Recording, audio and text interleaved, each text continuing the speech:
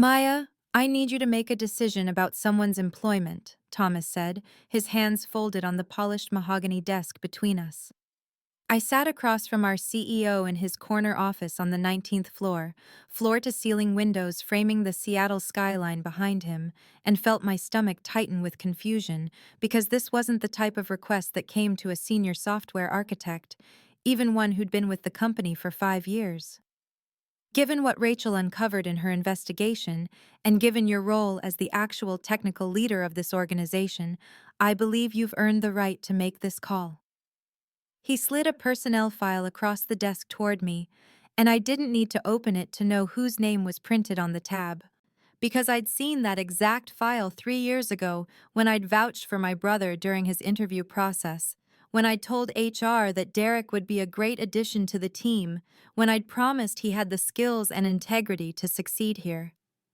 My hands trembled slightly as I pulled the folder closer, seeing my brother's name in bold letters. Derek Chen, Project Manager, Product Development. I'm asking you to decide whether Derek keeps his position here, Thomas continued, his voice steady but not unkind, his gray eyes watching me carefully for a reaction. I know this is complicated given your relationship, but you're the one who's been affected most by this situation, and frankly, you're the senior leader here, not him. That's what the evidence shows, what it's always shown. The evidence. I thought about the 3 years of code commits with my name on them, the design documents I'd authored at 2 in the morning, the architecture diagrams I'd drawn on whiteboards while Derek scheduled meetings and took credit in conference rooms I wasn't invited to. I thought about the flagship product that generated $50 million in annual revenue, every critical algorithm written by me, every performance optimization implemented during weekends I'd spent alone in the office while my family celebrated Derek's supposed genius. Thomas was waiting for an answer, but my mind had gone somewhere else entirely, back to the moment 3 years ago when Derek had called me, desperate, saying he'd been laid off from his previous job and needed help, saying family had to look out for each other. And I'd believed him because that's what our parents had always taught us, that family loyalty mattered more than anything else. I'd gotten him the interview. I'd coached him through the technical questions he couldn't answer. I'd covered for him from day one, telling myself it was temporary, that he'd learn, that helping my older brother succeed was the right thing to do. Now Thomas was asking me to fire him. The irony wasn't lost on me. I'd spent 28 years being invisible in my own family while Derek shined, and now I held his career in my hands, and the weight of that decision felt like it might crush me. Before continuing the story, please subscribe. I need to reach 1,000 subscribers to be able to bring you stories like this every day. For you, it's just a click, but for me, it means a lot. I understood what family loyalty meant before I could write my first line of code, back when Derek was the golden child who could do no wrong, and I was the quiet daughter who spent too much time alone with computers.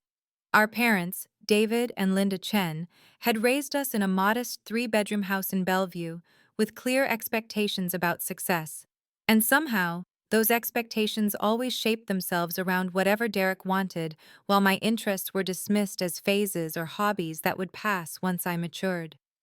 Derek had been charismatic from childhood, the kind of kid who made friends easily and charmed teachers and brought home report cards that were good enough to earn praise, even when my straight A's were met with a brief nod and a reminder not to spend so much time on schoolwork that I forgot to be social.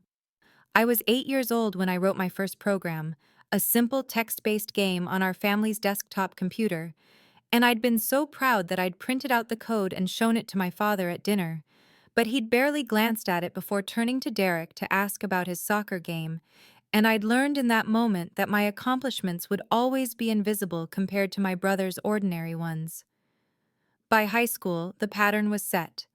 Derek was headed for business school and a successful career in management. Everyone said so, while my acceptance to MIT for computer science was acknowledged with congratulations that felt perfunctory, as if my parents were pleased but not particularly impressed, because it wasn't the kind of success they understood or valued. Derek had struggled through a state school business program, graduated with a 2.8 GPA, and bounced between sales jobs and junior management positions for years, while I'd built a career as a software engineer. But when we gathered for family dinners, the conversation always centered on his potential and his next opportunity.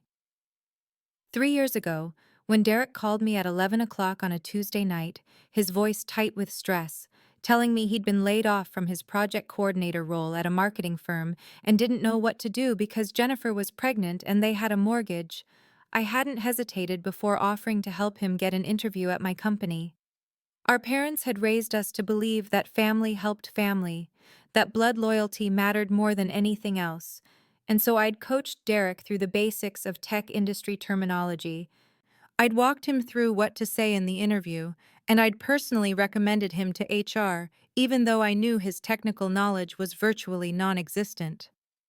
He'd gotten the job as a project manager, a role that was supposed to involve coordination and communication rather than actual technical work. And at first, I'd told myself everything would be fine because he'd stay in his lane and I'd stay in mine. But it hadn't worked that way. The first time Derek took credit for something I'd done, it had been small, almost accidental. He'd mentioned in a team meeting that we had solved a critical bug, using the plural in a way that made it sound like he'd been involved in the technical solution, when really I'd spent an entire weekend debugging the authentication system while he'd been at a Seahawks game. I'd noticed, but hadn't said anything, because it seemed petty to correct him, because he was my brother and I wanted him to succeed, because I'd spent my whole life making myself smaller so he could shine brighter. What nobody at Cloud Access Technologies understood, except perhaps for a handful of senior engineers who actually looked at code commits, was that I was the architect behind DataSync Pro, the flagship product that had generated $50 million in revenue over the past 2 years and had become the industry standard for real-time data integration across enterprise systems. My typical workday started at 7 in the morning when I arrived at our office in downtown Seattle, made coffee in the engineering kitchen, and settled into my desk on the 4th floor, surrounded by 3 monitors displaying thousands of lines of code, system architecture diagrams, and performance metrics that I reviewed before most people had finished their commutes.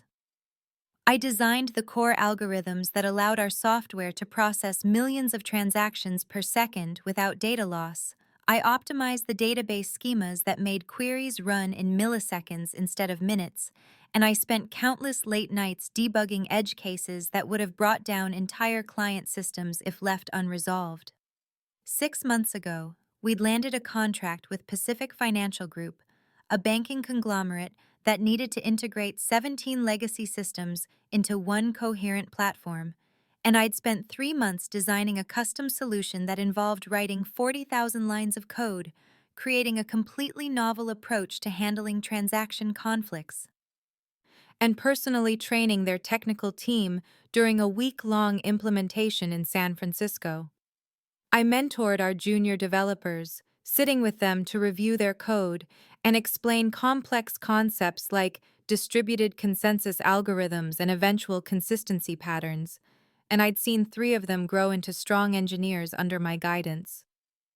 Derek, meanwhile, attended meetings. He showed up around 9, spent most of his time in conference rooms with clients and stakeholders, presented PowerPoint slides that I'd created, and spoke in vague terms about our technical approach and the team's innovative solutions without ever using my name or acknowledging who had actually built what he was describing. The Pacific Financial Project was the perfect example of how our dynamic worked. I'd worked 80-hour weeks for 3 months, sleeping in the office twice when critical deadlines approached, writing every line of code and creating every architecture diagram, while Derek scheduled status meetings, sent email updates to management about progress on our deliverables, and ultimately presented the finished product to the client's board of directors in a polished presentation that made it sound like he'd been the mastermind behind the technical design. He'd stood in their gleaming conference room overlooking the Golden Gate Bridge, wearing his best suit, clicking through my architecture slides, and explaining his approach to solving their integration challenges while I sat in my hotel room fixing bugs that had emerged during testing. The client had been so impressed they'd sent a personal thank you email to our CEO, praising Derek's technical brilliance and innovative thinking. I'd seen that email when it was forwarded to the entire product development team, and I'd felt something crack inside my chest, some small piece of my dignity breaking off and disappearing. But I hadn't said anything, because he was my brother, and I'd convinced myself that his success was somehow my success too. That family meant absorbing these small humiliations for the greater good of keeping everyone happy. Sunday dinners at my parents' house in Bellevue had become a monthly ritual of silent torture, where I sat at the same dining room table where I'd spent my childhood being overlooked, watching my mother serve pot roast and roasted vegetables while my father poured wine, and everyone celebrated Derek's manufactured success. 3 months ago, in early August, we'd gathered for what I'd thought would be a normal dinner, normal meaning that I would sit quietly while Derek held court, and my parents beamed at him with pride they'd never shown me. But that night turned out to be worse than I could have anticipated, because Derek had an announcement that made my stomach turn even before he spoke. Jennifer, his wife of 4 years, sat beside him looking radiant in a blue dress, her hand resting on her barely visible baby bump. And Priya was there too, my younger sister who'd just started her master's program in environmental science at the University of Washington, and she was the only person at that table who ever really saw me. Derek had stood up with his wine glass, that familiar confident smile on his face, and said, "I have some exciting news to share. I've been promoted to senior project manager, leading the entire DataSync division, and there's talk of a VP track opening up for me next year." My parents had erupted in applause and congratulations, my mother actually tearing up as she hugged Derek, my father clapping him on the shoulder and saying, "I always knew you'd go far, son. You've got that special something that makes people want to follow you."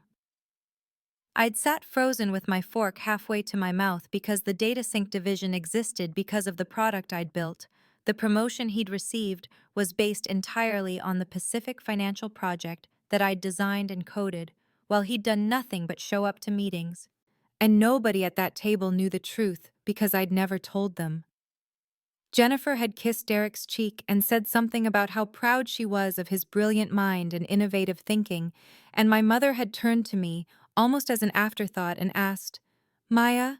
you work on that data sync thing too, don't you? Isn't it nice to be part of Derek's successful team?" I'd managed to nod and murmur something appropriate while something acidic burned in my throat, while Priya's eyes met mine across the table with an expression that told me she suspected the truth, even if she didn't know the details. The rest of that dinner had passed in a blur of conversation about Derek's career trajectory and the new nursery they were planning, and how our parents' friends were so impressed when they heard about Derek's achievements in tech, and I'd contributed nothing to the conversation because there was nothing to say that wouldn't shatter the illusion everyone preferred to believe. I'd driven home to my apartment in Capitol Hill that night, feeling the weight of 28 years of invisibility pressing down on my chest, feeling the resentment growing like a tumor I couldn't remove because it was tangled up with every memory of childhood and every definition of family loyalty I'd been taught. But I'd told myself, as I always did, that family meant sacrifice, that love meant letting Derek have the spotlight because he needed it more than I did, that my parents' approval wasn't something I should crave at my age anyway. Derek's incompetence became impossible to ignore in late September when he made a critical error during a presentation to TechVault Industries, a potential client worth $8 million annually, and I watched from the back of the conference room as he confidently used technical terms he clearly didn't understand, speaking about asynchronous parallel processing optimization in a way that made it obvious he had no idea what those words actually meant. The CTO of TechVault, a sharp woman named Dr. Patricia Chen, who had a PhD in computer science from Stanford, had asked Derek a straightforward question about how our system handled race conditions in distributed transactions, and Derek had fumbled through an answer that was not just wrong, but dangerously wrong, suggesting an approach that would have led to massive data corruption in any real-world implementation. I'd watched Dr. Chen's expression shift from interested to skeptical to concerned, and I'd known in that moment that we were about to lose an $8 million contract because my brother was presenting work he didn't understand, so I'd done what I always did, which was quietly intervene to save him from himself and protect the company's reputation.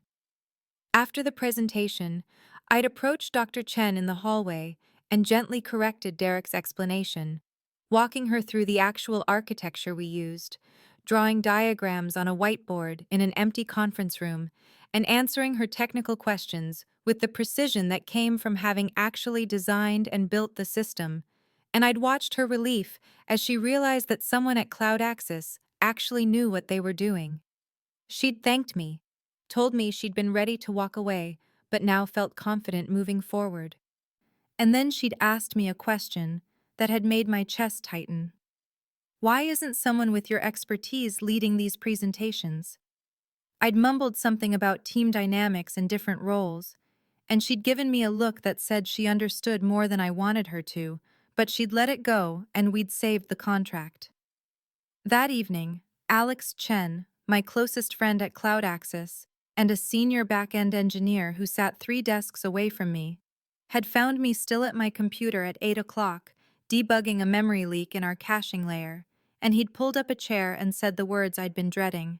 Maya, we need to talk about Derek taking credit for your work. I'd tried to deflect, saying that Derek was the project manager and it was natural for him to present to clients, that we all contributed to the team's success. That family meant supporting each other, but Alex had cut through my rationalizations with the directness that came from 5 years of friendship. He doesn't just present your work, Alex had said quietly, his dark eyes serious behind his glasses. He claims it as his own. And today he almost cost us a major client because he literally doesn't understand the technology he's supposedly managing, and you had to save his ass. I'd felt tears threatening and had blinked them back, insisting that it wasn't that simple, that Derek was family and family loyalty mattered more than credit or recognition. But even as I'd said the words, they'd sounded hollow. Alex had leaned forward, his voice gentle but firm. Maya, this is going to backfire on you. Because eventually someone in leadership is going to notice the gap between what Derek claims to do and what he can actually explain, and when that happens, you need to have protected yourself. I'd promised to think about it, but after Alex left, I'd sat in the darkened office staring at my code and telling myself he was wrong, that family meant sacrifice, that I could keep managing this situation forever, even though some part of me already knew I couldn't. The Global Bank project landed on our desks in mid-October, a massive integration worth $20 million that would connect our cloud access platform with the entire financial infrastructure of the fourth-largest bank in North America. And from the moment Thomas announced it in the all-hands meeting, I knew this would either make or break my sanity, because Derek was assigned as the lead project manager while I was tasked with the actual architecture design and implementation. I started working 80-hour weeks immediately, arriving at the office at 7 in the morning and leaving after midnight most nights, designing a distributed microservices architecture that would handle millions of transactions per day with zero downtime and military-grade security.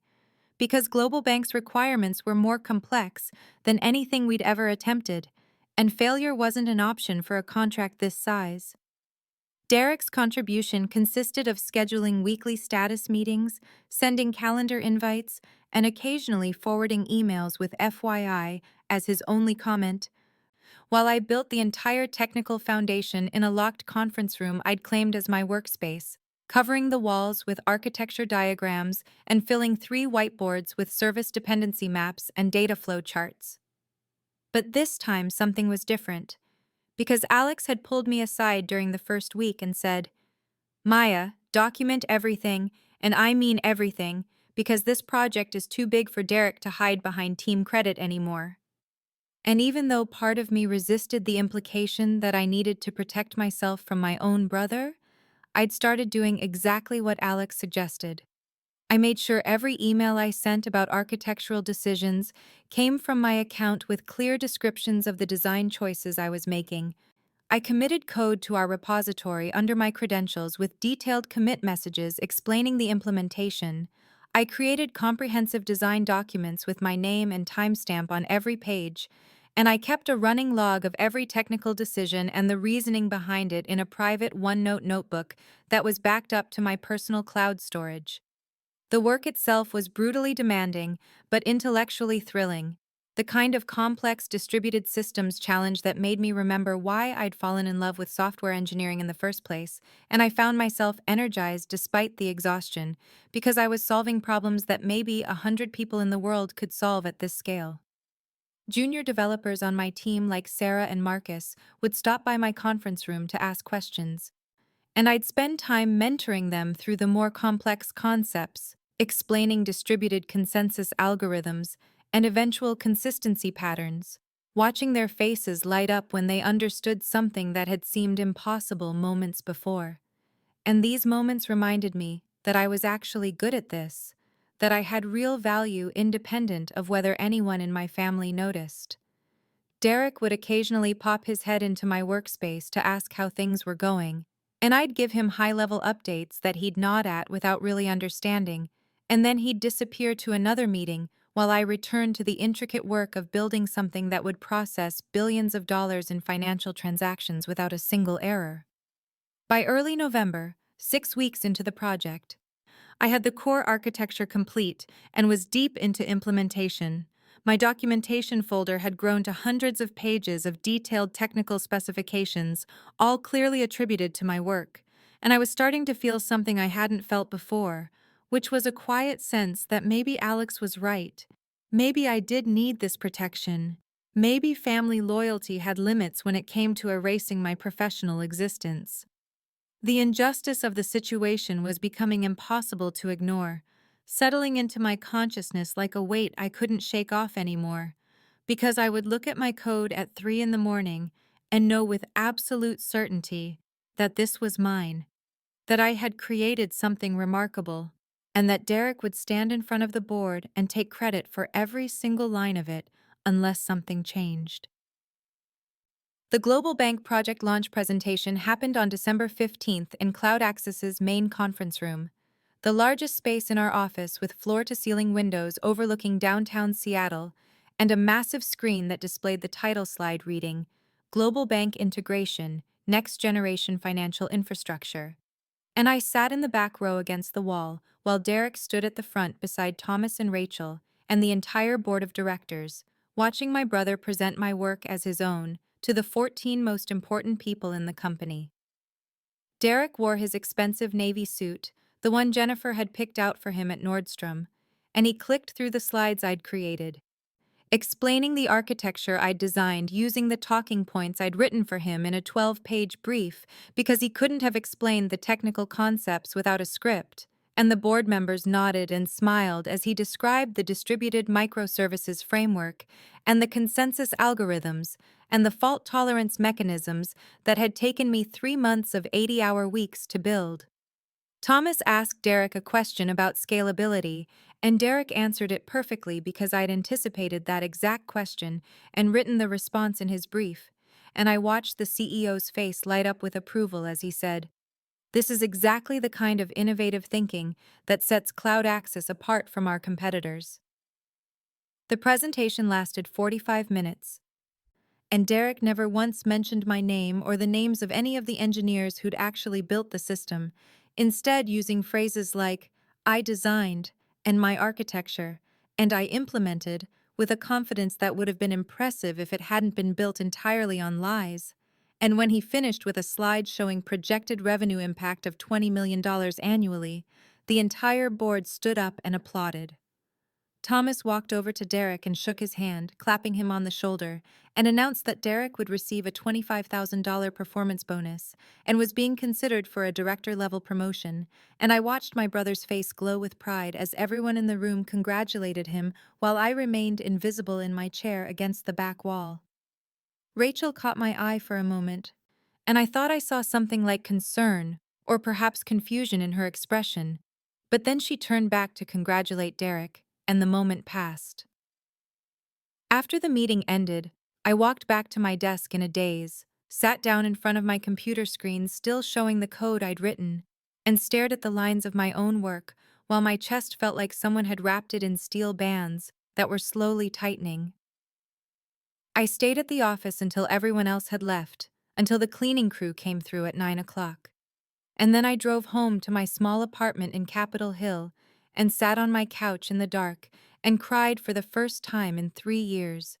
Not quiet tears, but deep sobs that shook my whole body because I'd finally hit the limit of what I could endure. My phone rang at 10:30, and I almost didn't answer, but I saw it was Priya, and I picked up, and before my sister could even say hello, I broke down completely and told her everything. The whole story of Derek taking credit for years, the way our parents praised him for work I'd done, the presentation today where he'd stolen my biggest achievement yet, and Priya listened to all of it and then said quietly, "Maya, you can't let this keep happening, because it's killing you, and he's never going to stop unless someone makes him stop." I arrived at the office the next morning at 6:30, earlier than usual because I hadn't really slept, and I sat at my desk with a blank document open on my screen titled Resignation Letter, while the words refused to come because even though I knew I couldn't stay at Cloud Access anymore, the act of typing my departure felt like admitting defeat in a way that made my chest ache. I had been staring at that blank document for 20 minutes when Alex appeared beside my desk carrying 2 cups of coffee, set one down in front of me, and said quietly, "Maya, before you do whatever you're about to do, I need to tell you something." And the serious tone in his voice made me look up from the screen. He pulled a chair over and sat down, glanced around to make sure we were alone in the early morning emptiness of the office, and said, "I've been talking to Rachel for the past 3 weeks, showing her the actual code commits and documentation from the Global Bank project, because I couldn't watch this happen anymore and I knew you'd never advocate for yourself." And my first reaction was a spike of panic because Alex had gone behind my back, had involved senior leadership in what felt like a family matter, had broken the unspoken agreement I'd made with myself to just endure this quietly. I started to protest, but Alex held up his hand and continued. "Rachel has been investigating Maya, really investigating, pulling repository logs and email chains and comparing what Derek claimed to build versus what the actual code shows, and she's been asking questions about other projects too, going back months." And something in my stomach dropped, because this wasn't just about the Global Bank project anymore, this was about the entire pattern of my erasure over the past 3 years. Before I could fully process what Alex was telling me, my phone buzzed with a calendar invitation from Rachel Chen, VP of Engineering, requesting an immediate private meeting in her office, marked urgent, and Alex looked at the notification on my screen and said, "That's probably about this. You need to go talk to her, and Maya, please, tell her the truth because you deserve credit for your own work." I walked to Rachel's office in a daze, knocked on her door at 7:15, and she looked up from her laptop with an expression that was serious and focused in a way I'd never seen directed at me before, gesturing for me to sit down and close the door behind me. Rachel was in her mid-40s, had come to Cloud Access from Amazon 2 years ago, and had a reputation for being brilliant and direct and completely intolerant of anything that wasted engineering resources. And as I sat down across from her, I felt like I was about to either save my career or destroy what was left of my family. She looked at me for a long moment, and then said, "Maya, I'm going to ask you some very specific questions about the Global Bank project and several other projects from the past 2 years. And I need you to be completely honest with me regardless of any other considerations you might have, because I've been looking at some concerning patterns in our attribution and project leadership." And the way she emphasized other considerations made it clear she knew Derek was my brother and was asking me to put that aside. I felt exhausted from the sleepless night, and the crying, and the years of carrying this weight, and something inside me just broke open, and I started telling her everything, the complete truth about who had actually designed and built the systems Derek had claimed as his own. And once I started, I couldn't stop, the words pouring out like water through a broken dam. Rachel spent the next 3 days conducting what she called a forensic technical review, and I watched from my desk as she systematically pulled every code repository, every email chain, every design document, every project specification going back 36 months to when Derek had first joined Cloud Access, building a timeline that showed exactly who had written what code and who had designed which systems and who had actually solved the critical technical problems that Derek had presented as his own achievements. She started with the Global Bank project because the evidence there was most recent and most clear. My commit history showing 847 commits over 3 months compared to Derek's 12 commits that were mostly formatting changes and documentation updates. And then she worked backward through the City Core integration from last spring, where I designed the entire API gateway system, and the Health Trust platform from the previous fall, where I'd architected the data encryption protocols, and the pattern was undeniable and damning and left no room for interpretation about who had actually done the work. On the second day of the investigation, Rachel involved Thomas directly, calling him into her office where she had 2 monitors set up side by side, one showing Derek's presentations and claims about his technical contributions, and the other showing the actual code repositories and documentation with my name time-stamped on every significant piece of work. And I knew this because Alex told me he'd walked past Rachel's office and seen them both staring at the screens with expressions of growing anger. Thomas requested a complete written report with specific examples and supporting documentation, and Rachel worked until midnight on Wednesday compiling a 40-page analysis that detailed the scope of Derek's misrepresentation and the full extent of my actual contributions to Cloud Access's technical infrastructure. And when she sent me a copy on Thursday morning marked "Confidential" for your review, I sat in a bathroom stall reading it on my phone and feeling like I was watching my entire career be validated and my family relationship be destroyed simultaneously. The investigation created this strange tension at the office where people could sense something serious was happening but didn't know what, and Derek walked around completely oblivious, still riding high from his global bank presentation bonus, still talking about the director promotion he expected, still acting like everything was fine, while the evidence of his deception was being compiled 3 floors above him in Rachel's office. I was terrified every single day of that week, barely sleeping, unable to eat much, constantly checking my phone for messages from my parents or Priya, because I knew that once this investigation concluded, there would be consequences I couldn't control and couldn't take back. And the truth I'd told Rachel in that moment of exhaustion had set something in motion that was going to change everything about my life at work and in my family. Alex checked on me constantly, bringing me coffee and lunch I couldn't eat, reminding me that I'd done nothing wrong by telling the truth, that Derek had created this situation through his own actions. But I still felt this crushing guilt about what was going to happen to my brother, even though I knew intellectually that he'd brought it on himself by stealing credit for work he hadn't done. The mandatory Sunday dinner that week felt like walking into an execution I'd scheduled for myself, and I drove to my parents' house in Palo Alto on autopilot, while my mind kept circling back to the fact that Rachel's investigation was concluding, and Derek had absolutely no idea that his entire career was about to implode because of the truth I'd finally told. I arrived at 6:30 to find Derek already there with Jennifer, both of them looking relaxed and happy.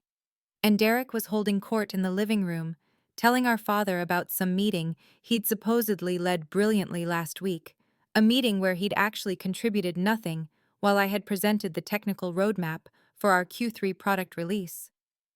Mom called us to the table, and I took my usual seat between Priya and the wall, the spot where I'd sat for 28 years while Derek occupied the chair next to Dad, where all the attention naturally flowed. And as Mom brought out her famous pot roast, Derek started talking about his career prospects with the kind of confidence that would have been impressive if it weren't built entirely on work he hadn't done.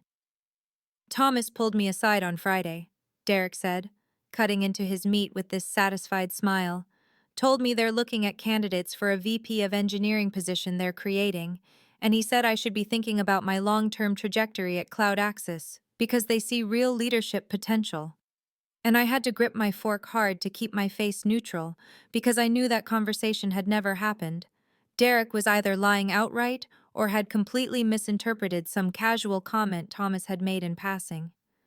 Dad beamed at him with this pride that I'd seen directed at Derek my entire life, and never once at me.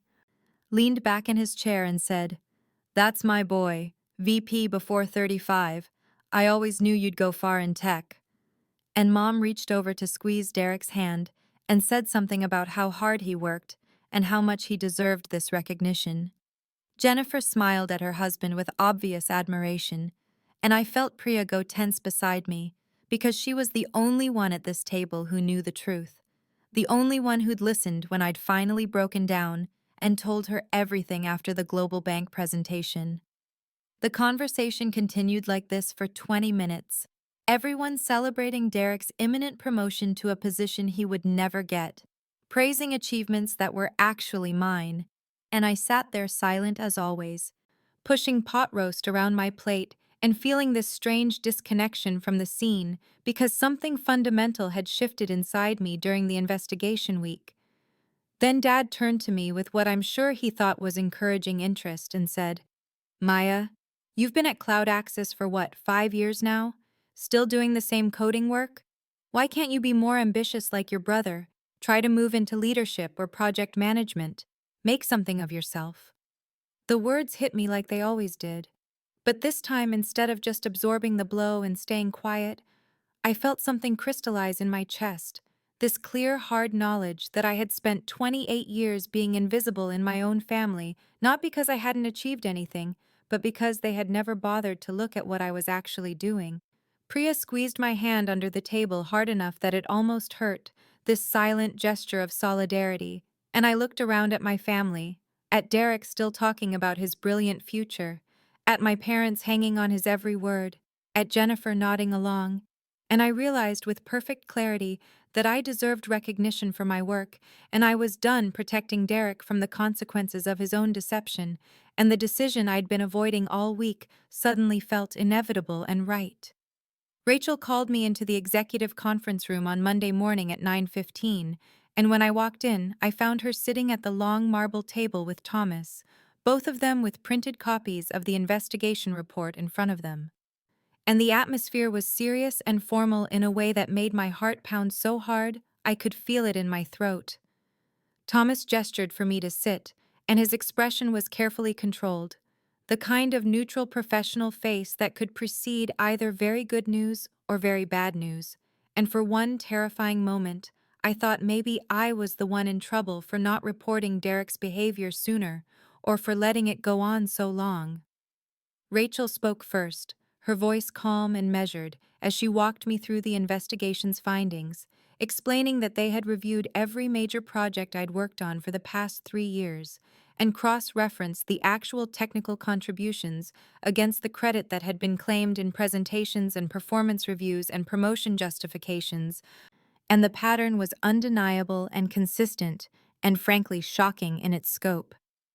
"Maya," Thomas said, leaning forward with his hands folded on the table, "I need to be direct with you. The evidence shows that you are the principal architect behind virtually every significant technical achievement Cloud Axis has had since Derek joined the company. The Global Bank integration, the Citicore API gateway, the Health Trust encryption protocols, the real-time analytics engine we're about to patent. All of it traces back to your code, your designs, your problem-solving." He paused, and I could see anger in his eyes, controlled but genuine. "Derek has been systematically taking credit for your work while contributing almost nothing of technical substance himself." Rachel pulled out specific examples, showing me my own commit histories and design documents that I'd created at 2 in the morning, and technical solutions I'd architected during weekend debugging sessions, and seeing it all laid out like this in an official investigation report made the injustice of it somehow more real and more painful than it had been when I was just living through it day by day. Thomas asked me detailed questions about my role in various projects, giving me space to explain my actual contributions without Derek's name overshadowing everything. And for the first time in 3 years, I talked about my work honestly and completely, describing the architecture decisions I'd made, and the technical challenges I'd solved, and the innovations I'd developed that had directly generated millions in revenue for the company. Then Thomas sat back in his chair, and his expression shifted to something I couldn't quite read, determination mixed with regret, and he said, "Maya, this situation requires a personnel decision that has serious implications. Derek's behavior constitutes a fundamental breach of professional integrity. But given that he's your brother, and given that you're the person most affected by his actions, I think you should be the one to make the call on whether he remains employed at Cloud Axis. You're the senior technical leader here, whether or not that's been officially recognized until now, and this should be your decision." The words hung in the air between us, and I realized with a jolt that we'd come full circle to the moment that had started this entire chain of events. The question I'd been avoiding and wrestling with and dreading all week, and now Rachel and Thomas were both looking at me waiting for an answer that would determine my brother's fate and fundamentally alter my relationship with my family and force me to finally choose between the loyalty I'd been taught to feel and the justice I'd been denied for so long. I sat in that conference room with Rachel and Thomas waiting for my answer and felt the weight of 28 years pressing down on my shoulders. This impossible choice between family loyalty and justice, between protecting my brother and protecting myself, and my mind kept circling through every moment that had brought me to this point, like I was reviewing code for bugs, except the bugs were years of my own life where I'd been erased and overlooked and dismissed. I thought about Sunday dinners where Derek held court while I sat silent against the wall, about Dad telling me just days ago that I should be more ambitious like my brother, when I was actually the one who'd built everything Derek had claimed, about Mom squeezing Derek's hand with pride that should have been mine, about standing in the back of that boardroom watching my brother accept a $25,000 bonus for work I'd done during 80-hour weeks that left me so exhausted I sometimes fell asleep at my desk. I thought about the global bank presentation, where Derek had stumbled over technical terms he didn't understand while I fixed his mistakes in real time. About the Citicorp project, where he'd taken sole credit in front of the board. About 3 years of systematic erasure that had made me invisible not just at work, but in my own family. Because if your own parents don't see your worth, then maybe you start to believe you don't have any. But I also thought about the junior developers I mentored, about Priya squeezing my hand under the dinner table in silent solidarity, about Alex telling me I deserved better, about Rachel looking at my code commits and seeing the truth of what I'd actually built. And I realized that this decision wasn't really about Derek at all, but about whether I was going to continue sacrificing myself to protect someone who had never once protected me, or even acknowledged what he'd taken. Thomas and Rachel were still watching me with patient professional expressions, but I could see the question in their eyes, could sense that they were giving me space to work through something they knew was bigger than just an employment decision, and I took a breath that felt like it came from somewhere deeper than my lungs, and heard myself say words I'd never imagined I could say about my own brother. "Derek needs to be terminated," I said, and my voice came out steady even though my hands were shaking under the table. What he did wasn't just unethical, it was a fundamental violation of professional integrity. He systematically took credit for work he didn't do. He accepted promotions and bonuses based on achievements that weren't his. And he did it deliberately and consistently for 3 years. If any other employee had done this, they'd be fired immediately. And Derek shouldn't get special treatment just because he's my brother. Thomas nodded slowly, and I saw something like respect in his expression, and Rachel reached across the table to squeeze my hand briefly, and I felt this strange combination of guilt and liberation, like I'd just done the hardest and most necessary thing I'd ever done in my life, choosing justice over loyalty, choosing myself over family expectations for the very first time. Thomas scheduled the termination meeting for 2 o'clock that same afternoon, giving Derek less than 5 hours before his entire professional life would collapse, and he asked me if I wanted to be present when he delivered the news, explaining that it wasn't required, but that sometimes having the affected party there provided necessary context and prevented future disputes about what had been said. I said yes before I could talk myself out of it, some part of me needing to witness this moment, needing to see Derek's face when he finally understood that his stolen achievements were being taken back. And at 1:55, Thomas and I walked together to the small conference room where Rachel was already waiting with a folder containing the investigation findings and a box for Derek's personal items, and a member of the HR team named Patricia who would document everything that happened. Derek arrived at exactly 2 o'clock, looking relaxed and confident, probably assuming this was about another project assignment, or maybe even early discussion of that VP role he'd been pursuing, and I watched his expression shift from casual confidence to confusion when he saw me sitting at the table, and then to something like concern when he registered the formal setup with HR present and the serious expressions on everyone's faces. Thomas didn't waste time with small talk, just launched directly into it, his voice professional but cold, as he explained that the company had conducted an investigation into project attribution and technical contributions, and that the findings were extremely serious and constituted grounds for immediate termination. Derek's face went pale and he looked at me with this expression of betrayal, like I had personally attacked him rather than simply told the truth after 3 years of systematic erasure, and he started to protest, saying there must be some mistake, saying he'd worked incredibly hard on every project, saying his performance reviews had always been excellent. Thomas cut him off and asked him a direct technical question about the global bank integration architecture, specifically about why we'd chosen a microservices approach over a monolithic design and how we'd handled the API gateway authentication. And Derek stammered something vague about scalability and best practices, but couldn't provide any actual technical details, couldn't explain the specific challenges we'd faced or the solutions we'd implemented, couldn't even correctly describe the technology stack we'd used. Rachel asked him about the City Core encryption protocols, asking him to explain the algorithm selection process and the key rotation strategy, and Derek's face grew redder as he fumbled through an answer that made it obvious he didn't understand the basic cryptographic concepts involved, had never actually designed or implemented any of it, had just presented slides I'd created without comprehending the underlying technical complexity. Thomas told him that the investigation had revealed a 3-year pattern of taking credit for work he hadn't done,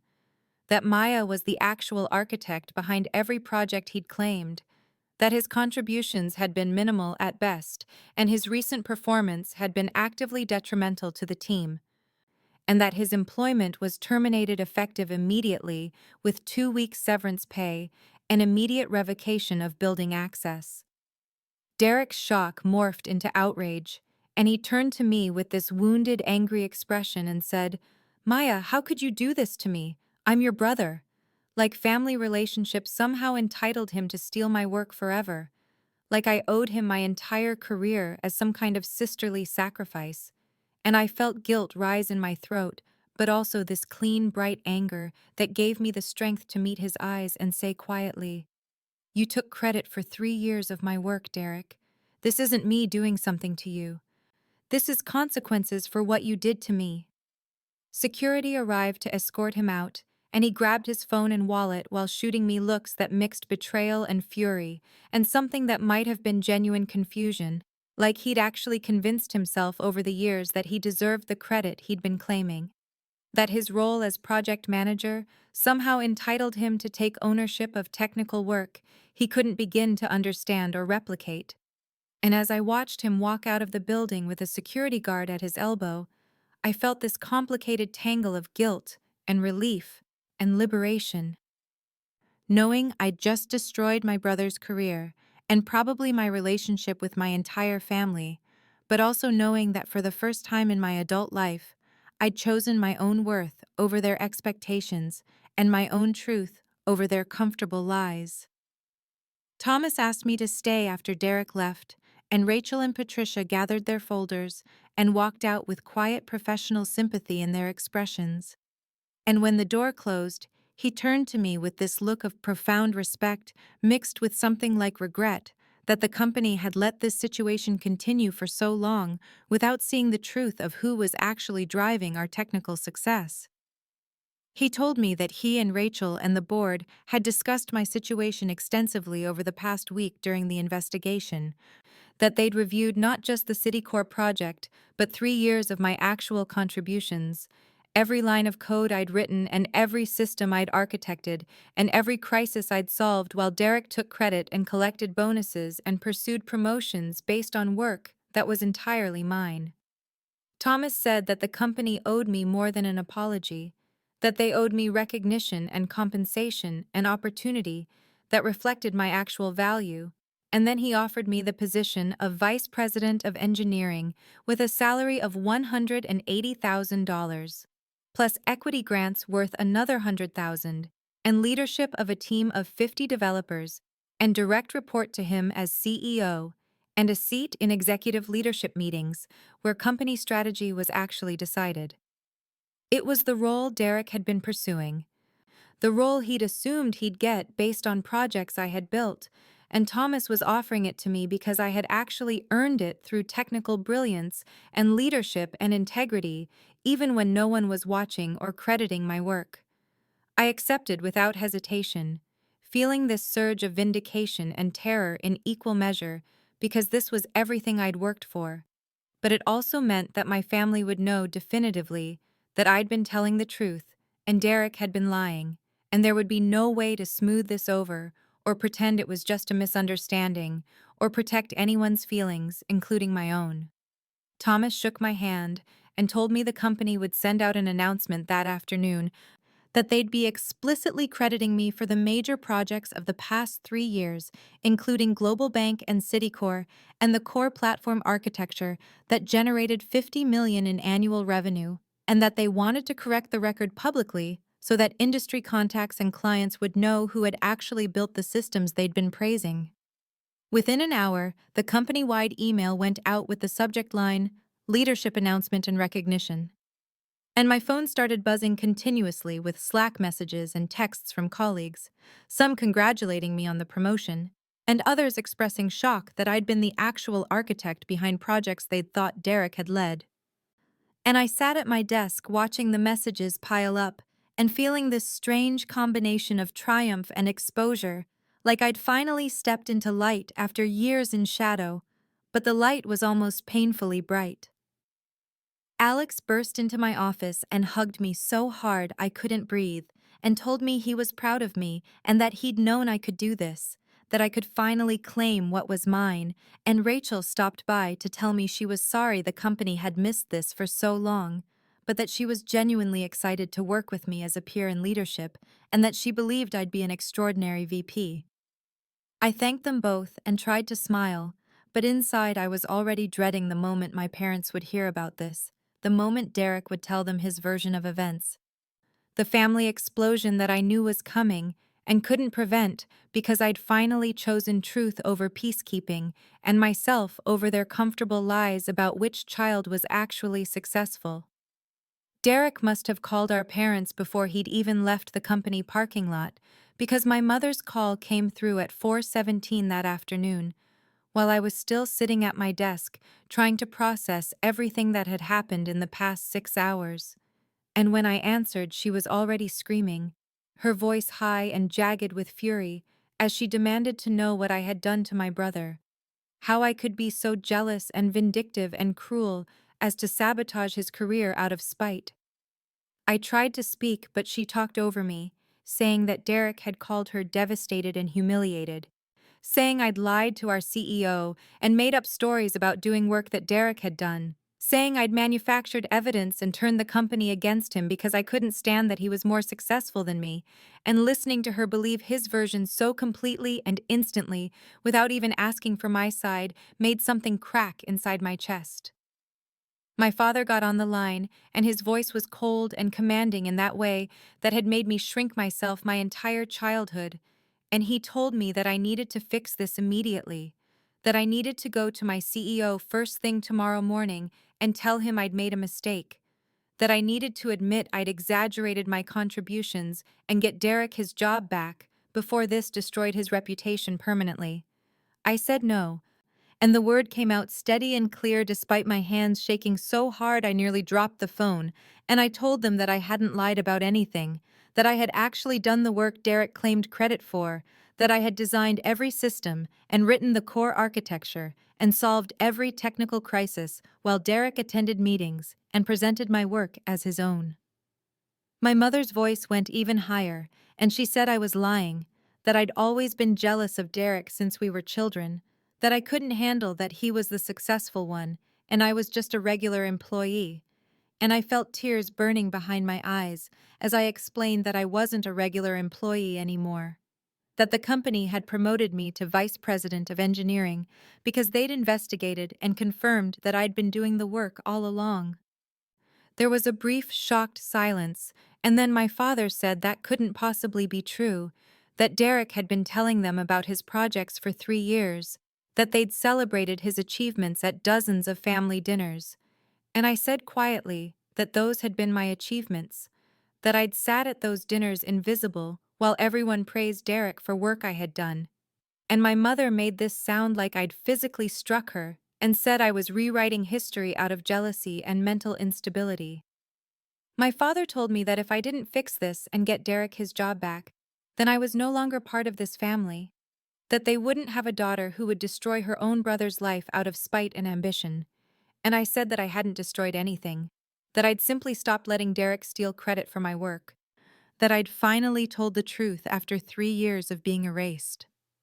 My mother was crying now and saying I'd always been difficult and ungrateful, that they'd always tried to support both their children equally, but I'd never appreciated anything, and I realized with this cold clarity that they would never believe me,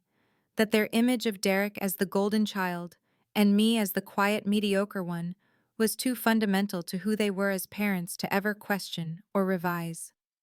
I told them I loved them, but I wouldn't apologize for telling the truth.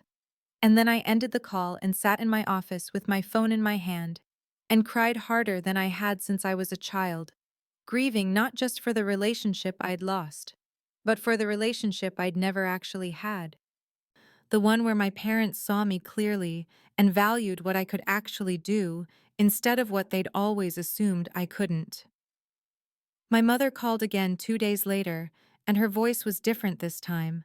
not screaming but cold and formal, and she told me that she and my father wanted to have a family dinner on Sunday to discuss this situation properly, and that I needed to be there to explain myself and make things right with Derek, who was devastated, and whose wife Jennifer was worried about their mortgage payments and their future. I almost said no immediately, almost told her I had nothing more to explain, and that I wouldn't sit through another session of being told I was a liar and a bad sister, but then Priya called me an hour later and begged me to come, saying she'd be there and would sit next to me and support me through whatever happened, and something in her voice made me agree, even though every instinct told me this dinner would be brutal. Sunday arrived too quickly, and I drove to my parents' house in Meadowbrook with my stomach churning and my hands gripping the steering wheel so tightly my knuckles were white, and Priya was waiting on the front steps and hugged me hard before we walked in together. Everyone was already in the dining room, and the atmosphere was hostile from the moment I entered, my father sitting at the head of the table with his arms crossed and his expression severe, my mother next to him looking wounded and betrayed, Derek across from them with Jennifer beside him looking uncomfortable, and two empty chairs where Priya and I were clearly expected to sit like defendants at trial. My father started talking before I'd even fully sat down, saying that this dinner was an opportunity for me to admit what I'd done and apologize to Derek and explain to the family why I'd felt the need to sabotage my own brother's career out of jealousy and spite. I took a breath and said as calmly as I could manage that I hadn't sabotaged anything, that I had simply stopped allowing Derek to take credit for technical work that I had actually done, that the company had investigated thoroughly and confirmed through code repositories and documentation and timestamps that I had been the actual architect behind the projects Derek had claimed as his own.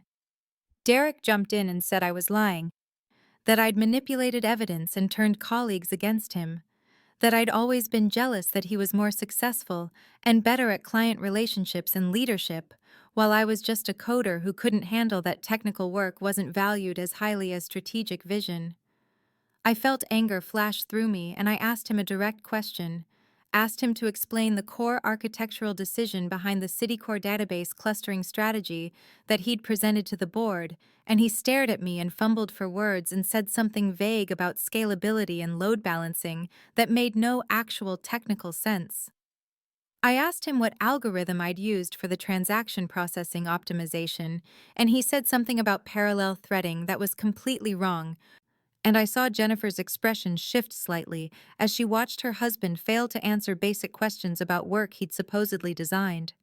My mother said I was being cruel and putting Derek on the spot, that he didn't need to prove anything to me. But my father was watching Derek now with this flicker of doubt in his eyes, and I pressed further and asked Derek to explain just one technical decision from any of the projects he'd claimed credit for over the past 3 years.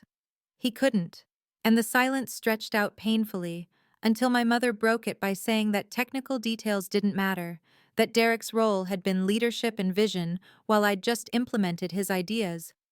And my father nodded and said that I was no longer welcome at family gatherings until I apologized to Derek and tried to get his job back and stopped tearing this family apart with my jealousy and lies.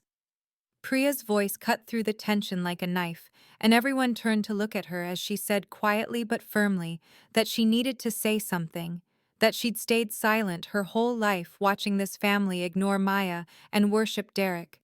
But she couldn't do it anymore, and my mother started to interrupt, but Priya kept talking, her voice getting stronger as she said she'd watched Maya win the regional coding competition when she was 15 and come home excited to tell everyone, only to have Dad change the subject to talk about Derek making the basketball team.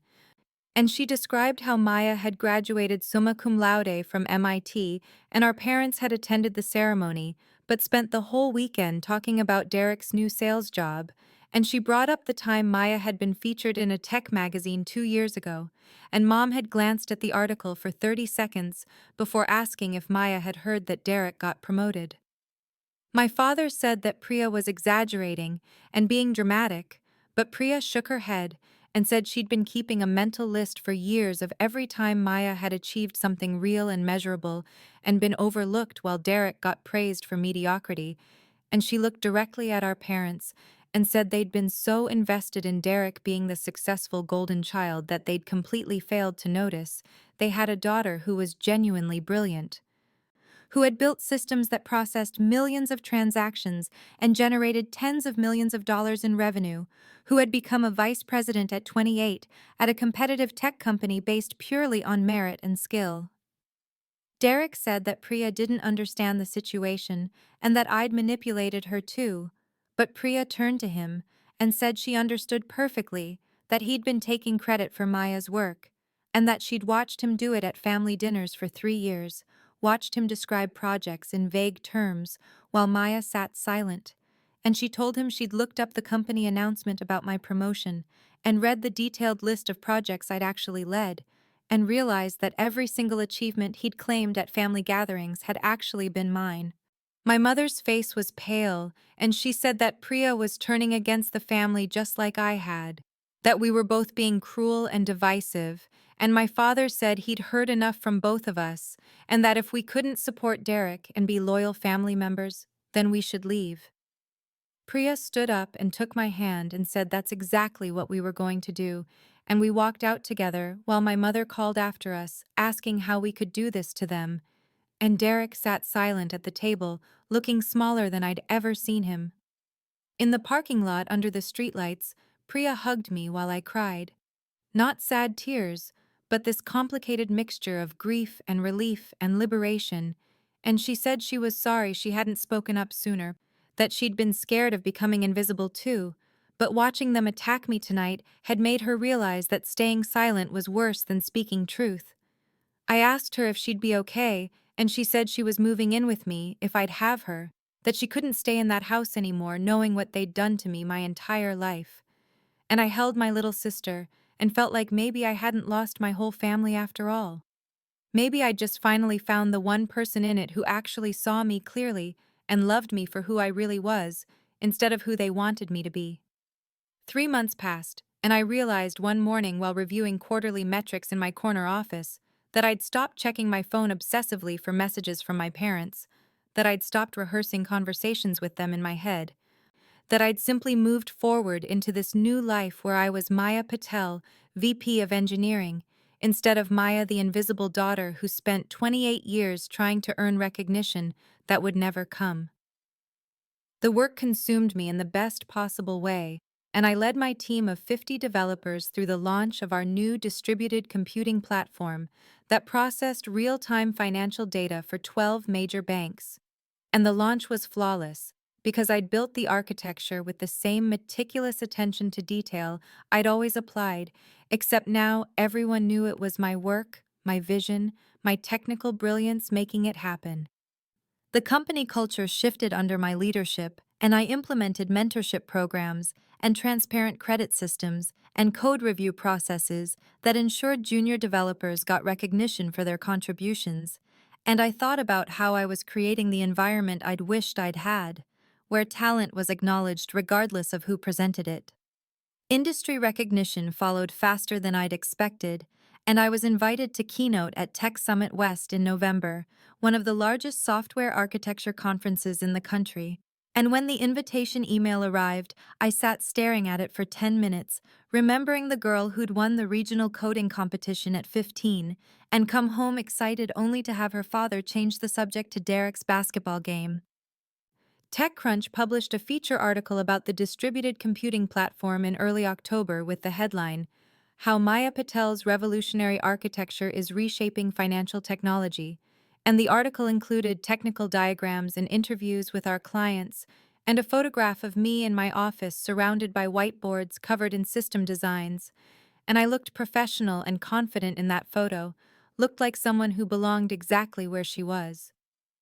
Alex called me after the article published and said he'd printed it and hung it in the engineering bullpen, and that I should see how proud the whole team was. And Rachel told me in our weekly one-on-one that the board had specifically cited my leadership as a key factor in the company's valuation increasing by 40%. I heard through Priya, who still had minimal contact with our parents, that they'd seen the TechCrunch article, that our mother had called her, asking if it was really about me, and seeming confused about when I'd accomplished all these things. And I felt nothing when Priya told me this. Just a distant kind of calm that came from knowing I didn't need their understanding anymore. Priya was thriving too, had gotten promoted at her marketing firm, and had started dating someone she'd met through friends, and living together in my condo had given us a relationship we'd never quite had growing up. Late-night conversations about family and healing and building lives that belonged to us, instead of fitting into spaces others had defined. I also heard, though I tried not to seek out information, that Derek had been job hunting for 3 months and hadn't found anything comparable to what he'd lost, that companies would get excited about his resume until they interviewed him and realized he couldn't answer technical questions about the projects he'd supposedly led. And I felt a complicated mixture of vindication and sadness about this, because he was still my brother, even though I'd chosen to save myself instead of protecting him. The keynote at Tech Summit West was scheduled for 2 in the afternoon on the main stage, and I stood backstage watching through a gap in the curtain as 3,000 software engineers and architects filled the auditorium. And my heart was pounding so hard I could hear it in my ears as the conference organizer, Chen, appeared beside me and said she was thrilled to have me speaking and that the buzz about my session had been incredible all morning. The introduction began, and I heard Sarah's voice amplified through the massive sound system as she described my background, my education at MIT, my role as vice president of engineering at a leading fintech company. And then she started listing my actual achievements in specific technical detail. The distributed computing platform that processed 800 million transactions daily. The real-time financial data architecture that served 12 major banks. The security protocols I'd designed that had become industry standard. And standing there listening to someone enumerate my actual accomplishments in front of 3,000 people made me realize how deeply I'd internalized being invisible, how strange it felt to be seen clearly and publicly after 28 years of being overlooked. I walked onto that stage to sustained applause and stood at the podium looking out at all those faces, and began my presentation on distributed system architecture.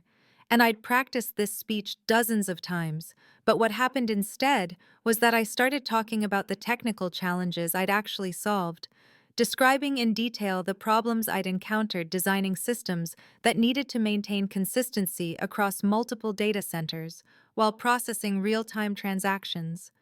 And I put up slides showing actual code snippets and architectural diagrams, and I walked the audience through my decision-making process for choosing eventual consistency models over strong consistency for specific use cases. The audience was completely engaged, and I could see people taking notes and nodding and leaning forward in their seats. And I talked about the mathematical proofs I'd developed for transaction processing guarantees and the novel approaches I'd created for handling network partitions. And this was work I'd done alone in my office at 2 in the morning, work that Derek had presented in vague buzzwords to executives who didn't understand the technical complexity.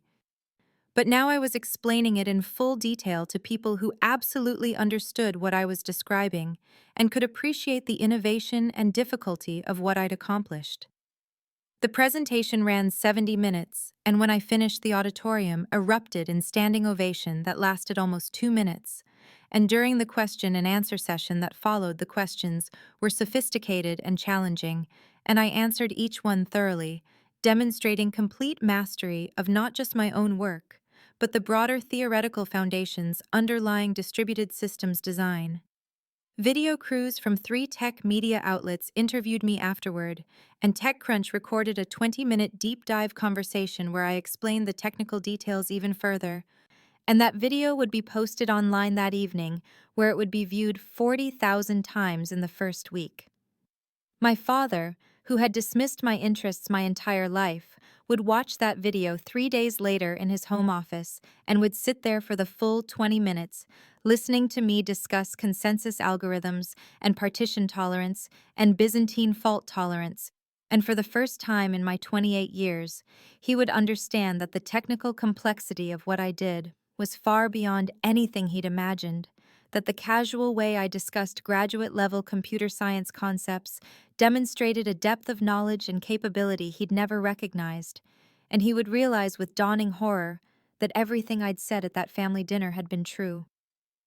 My father's email arrived on a Thursday morning 2 weeks after the Tech Summit keynote, and it was the first communication I'd received from either parent in 3 months, and the subject line read simply, "Can we talk?" And I sat staring at it for 15 minutes, before opening it to find 3 sentences asking if I would be willing to meet with him and my mother, that they understood if I said no, that they had things they needed to say to me.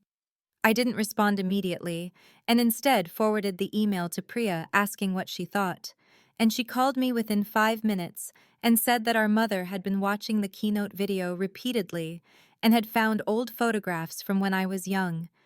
pictures of me at the computer in middle school that she'd apparently never really looked at before, and that both our parents seemed to be experiencing some kind of delayed realization about everything that had happened. I sat with the decision for 3 days and finally replied that I would meet them at a neutral location with Priya present, and we arranged to meet at a coffee shop downtown on Sunday afternoon. And I was so nervous driving there that I had to pull over twice to breathe deeply and remind myself that I didn't need anything from them, that I was complete without their approval, that this meeting was something I was choosing rather than something I desperately needed. They were already there when Priya and I arrived, and they looked smaller somehow, older, and my mother's eyes were red like she'd been crying, and my father stood up when he saw me with an uncertain expression I'd never seen on his face before. We sat down at a corner table away from other customers, and there was a long silence before my father spoke and said that he'd watched my keynote speech, all 70 minutes of it, and then had watched it again, and that he'd never understood what I actually did, had never realized the complexity and sophistication of the work I'd been doing all these years, while he'd been praising Derek for accomplishments that weren't his. My mother reached across the table like she wanted to take my hand, but stopped when she saw me tense, and she said that she'd been going through old photos and had found pictures of me at computer camps and science fairs and realized that she'd been present at these events but had never really seen me, had been so focused on Derek's activities that she'd treated my interests as less important, and her voice broke when she said this. They apologized then, both of them, and it wasn't the dramatic scene I'd sometimes imagined where they begged forgiveness and everything was instantly healed, but it was genuine. I could see that they were genuinely grappling with what they'd missed and what they'd done. My father asked me to explain what I do, actually asked with real interest, and I found myself giving him a simplified version of distributed systems architecture and watching him listen intently and ask follow-up questions that showed he was trying to understand. My mother asked about my childhood, about specific moments Priya had mentioned, and admitted that she'd dismissed or forgotten things that had been important to me. I sat there feeling the weight of 28 years of invisibility pressing against this fragile attempt at connection, and I told them that I appreciated them reaching out, but that I needed them to understand this wasn't going to be simple or quick, that they'd spent my entire life making me feel worthless while elevating Derek, and that I'd built a life now where I knew my worth independent of their recognition. I said that if we were going to have any kind of relationship going forward, it would be on my terms, with clear boundaries, and that I needed them to acknowledge reality, to stop treating Derek like he was more valuable or more accomplished than me, to actually see me as I was, rather than as the quiet daughter who existed in his shadow. My father nodded and said he understood, and that he knew they didn't deserve another chance, but hoped I might give them one anyway. Not now, but eventually. And my mother said that she wanted to know me, the real me, if I was willing to let her try. Derek's name came up, and there was tension immediately. But my father said that Derek had sent him an email 2 days ago, a long email where he'd admitted that he'd taken credit for my work and had convinced himself over time that he deserved it, that he'd rationalized it by telling himself he was managing the projects, even though he now realized he hadn't really understood what was being built. And the email had apparently asked our parents to stop blaming me for his firing because I'd only told the truth about who did the work. I didn't know what to do with this information and felt a complicated swirl of anger and sadness and something that might have been the very beginning of potential forgiveness years down the road.